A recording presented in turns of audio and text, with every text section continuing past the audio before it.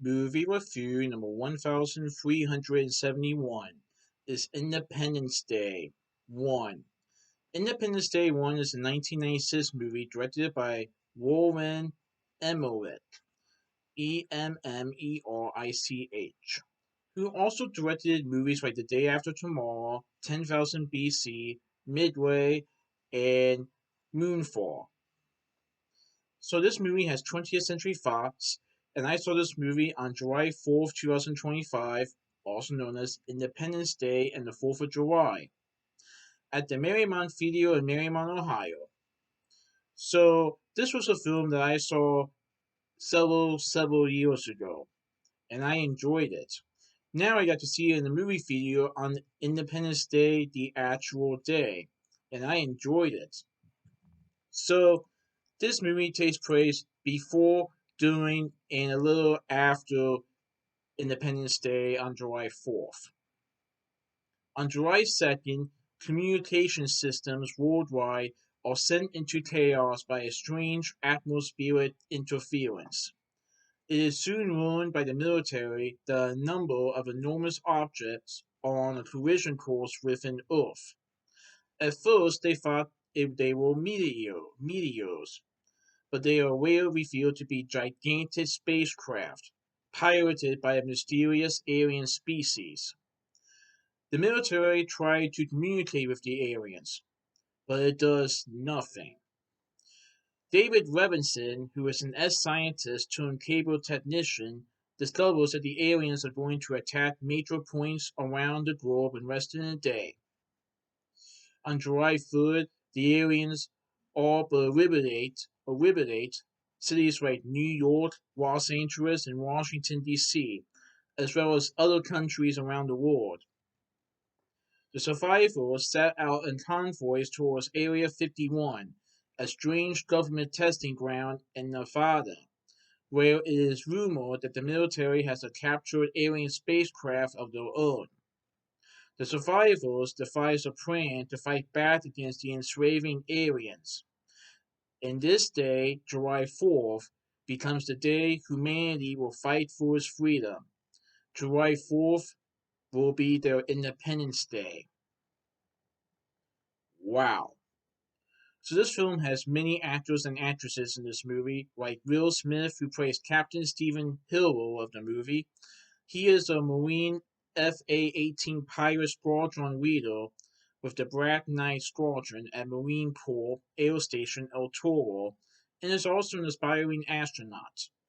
He is one of the two people that eventually go into the alien ship near the third act of the movie. Bill Pullman portrays President Thomas J. Whitmore. He is the President of the United States who was also a former fighter pilot and Gulf War veteran. Jeff Goldblum portrays David Levison. He is an MIT educated satellite engineer and technological expert who first learns about the aliens coming to Earth. And he is the second person to go into the alien spaceship in the third act of the movie. Mary McDonnell portrays First Lady of the United States Marilyn Whitmore, who is the wife of Thomas Whitmore. Judd Hirsch portrays Julius Levison, who is David Levison's father.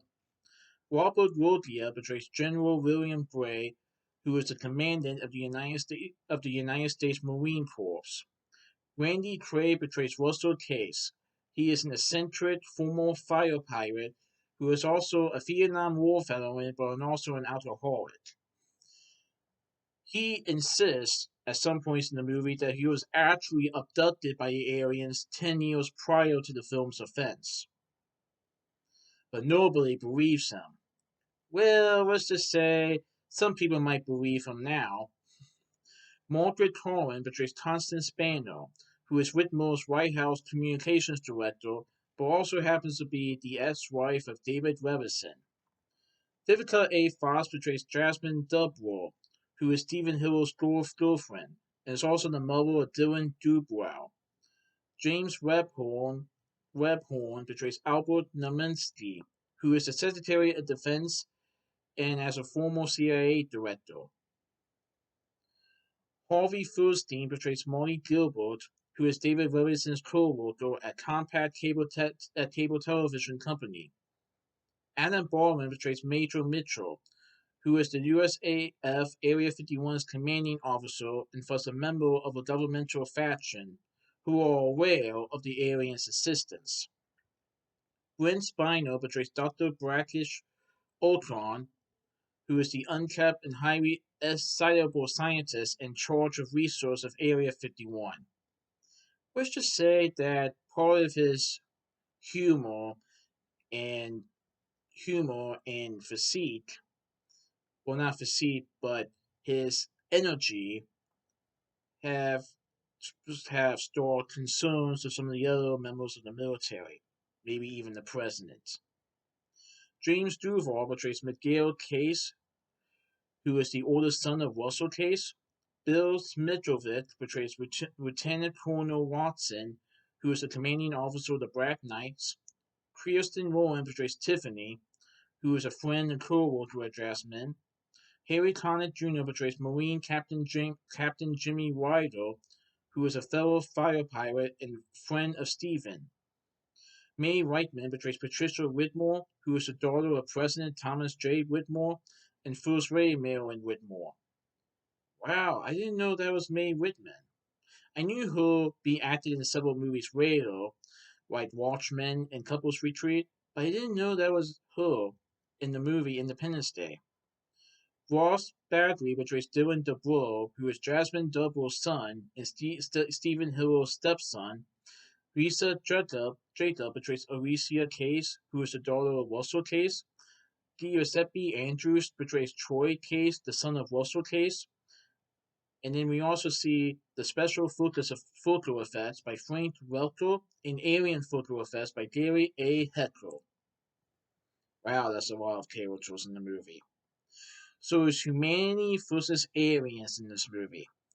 As the aliens fight to destroy humanity and Earth by taking down several of the cities around the world, including the White House in Washington, D.C., and in New York. But then the humans fight back against the aliens. But will the humans win in the end? So the success of this movie spawned a sequel 20 years later, Independence Day 2 Resurgence. It wasn't as well received as the first film, but I enjoyed it when I saw it in theaters in 2016. I hope it comes back, but it was nice to see the first film in theaters. It was really nice to see that, especially on Independence Day itself. So that's my movie review of Independence Day 1. Please enjoy for this movie review. Alright, goodbye.